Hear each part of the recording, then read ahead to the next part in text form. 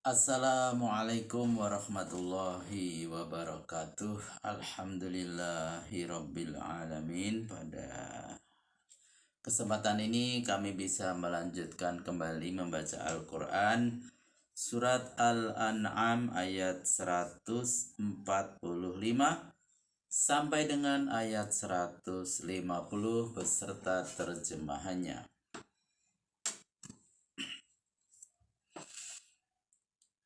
A'udzu billahi minasyaitonir rajim. Bismillahirrahmanirrahim. Qul la ajidu fi ma uhiya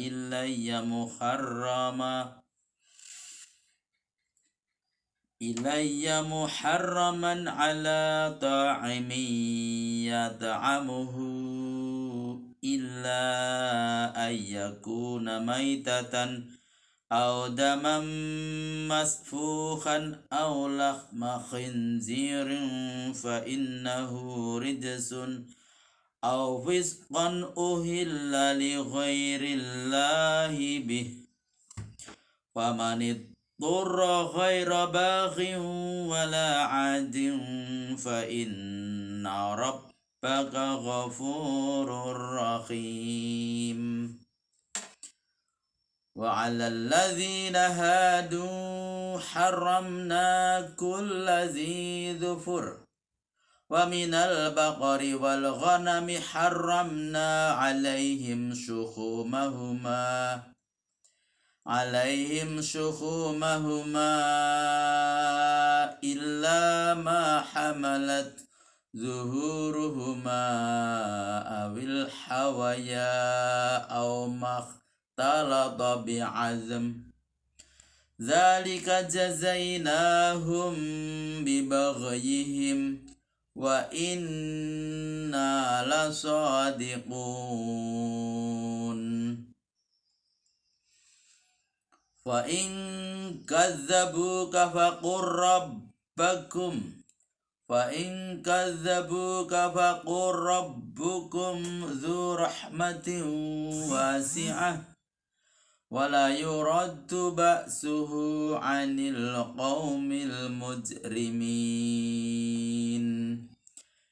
يقول الذين أشركوا لو شاء الله ما أشركنا ولا آباؤنا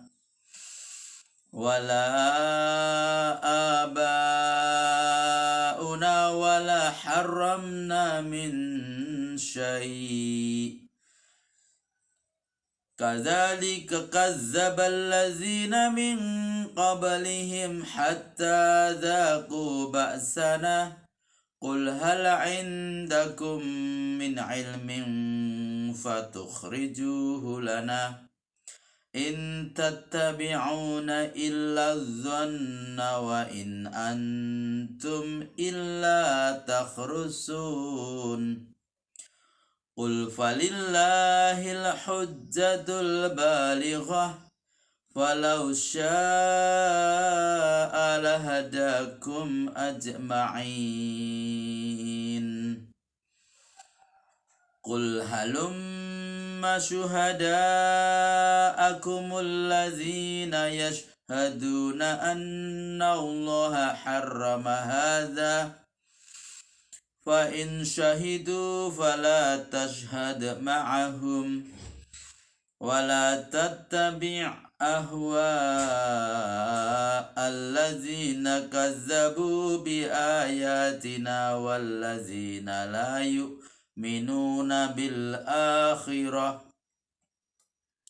لا يؤمنون بالآخرة وهم بربهم يعدلون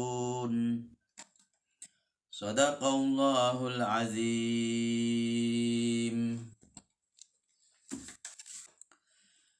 Terjemahan surat Al-An'am ayat 145 sampai dengan ayat 150. Terjemahan ayat 145. Katakanlah hai Rasul, tiada ku dapat dalam wahyu yang diturunkan kepadaku makanan yang diharamkan kepada orang yang ingin memakannya kecuali bangkai, atau darah yang mengalir, atau daging babi, sebab semuanya kotor. Bahkan lebih kotor lagi daging binatang yang disembelih atas nama selain Allah. Tapi barang siapa yang terpaksa memakannya, bukan karena ingin dan bukan pula karena mau melanggar batas darurat, sungguh Tuhanmu Maha Pengampun dan Maha Penyayang. Catatan: ada pengecualian sabda Rasulullah, dihalalkan bagi kita 2 bangkai, yaitu bangkai ikan dan bangkai belalang, dan 2 macam darah, yaitu hati dan limpa. Yang kedua, maksudnya boleh memakan makanan terlarang itu waktu darurat, dengan syarat tidak melebihi batas darurat, sekedar menghilangkan lapar, jika makanan lain memang tidak ada.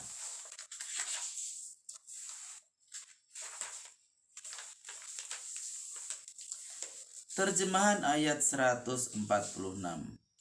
Khusus kepada orang-orang Yahudi, kami haramkan segala binatang yang berkuku 1, dan dari jenis sapi dan domba, kami haramkan baginya lemak kedua jenis binatang itu, kecuali lemak yang melekat di punggung atau di usus dan perut, atau yang bercampur dengan tulang. Demikianlah kami mengganjar mereka dengan hukuman karena kedurhakaannya, dan kami sungguh besar dalam penerapan peraturan ini. Catatan: maksudnya binatang-binatang yang anak-anak jurinya tidak dapat mengembang atau terpisah dari yang lain, seperti unta, kuda, burung unta, itik dan angsa, dan lain-lain.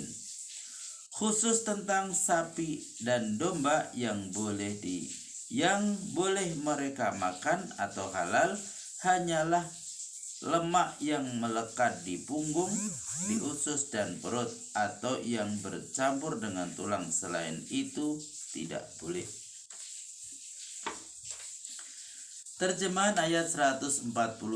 Andai kata mereka mendustakanmu, katakanlah, Tuhanmu mempunyai rahmat yang luas, namun siksaannya tidak dapat ditolak oleh kaum yang berdosa. Catatan: ditujukan kepada orang Yahudi yang merasa keberatan terhadap larangan memakan daging beberapa jenis binatang sebagai hukuman kedurhakaannya, dan kedua, kepada kaum musyrik Arab yang merasa keberatan tentang penjelasan hukum mengenai peraturan-peraturan yang mereka buat sekehendak hatinya. Catatan kedua, Tuhan mempunyai rahmat yang luas tidak berarti orang yang berdosa akan terhindar dari siksaannya. Terjemahan ayat ke-148.